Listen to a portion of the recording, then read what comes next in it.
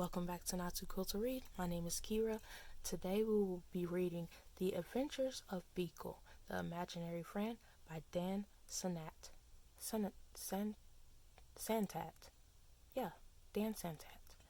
And there's some kind of metal on here.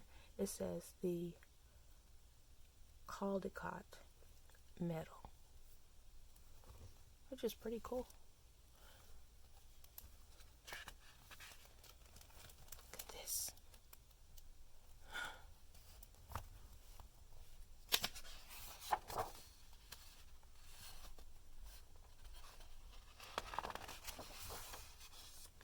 He was born on an island far away where imaginary friends were created.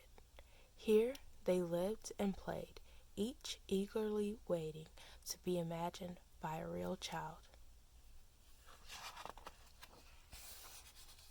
Every night he stood under the stars hoping for his turn to be picked by a child and given a special name. He waited for many nights.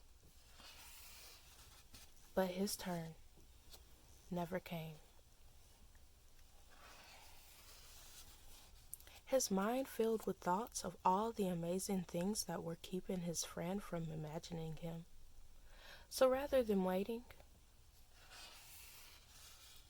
he did the unimaginable. He sailed through unknown waters and faced many scary things. But thinking about his friend gave him the courage to journey on. Until he reached the real world.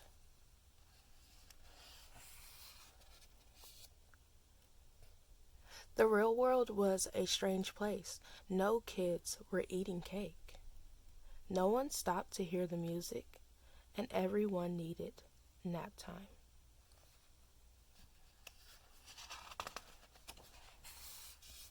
Then he finally saw something familiar, so he followed.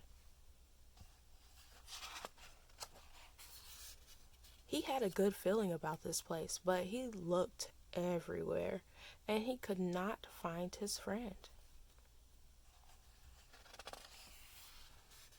He climbed to the top of a tree and looked out, wishing and hoping his friend would come. But no one came. He looked so sad. He thought about how far he'd come and how long he'd waited and felt very sad. Then he heard a noise below. Hello!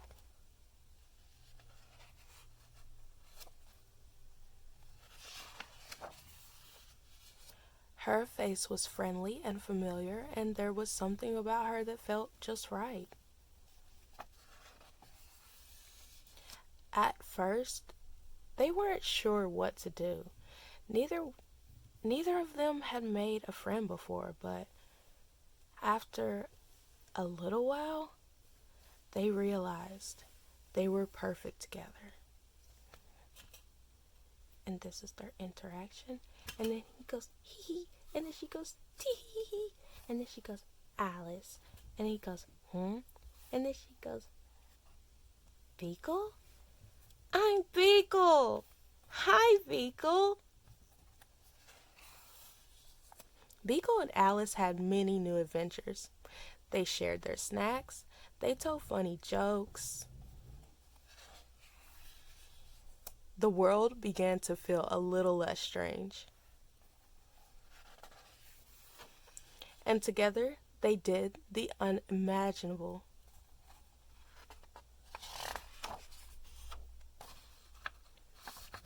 About this book. This book was edited by Connie Hisu and designed by David Kaplan.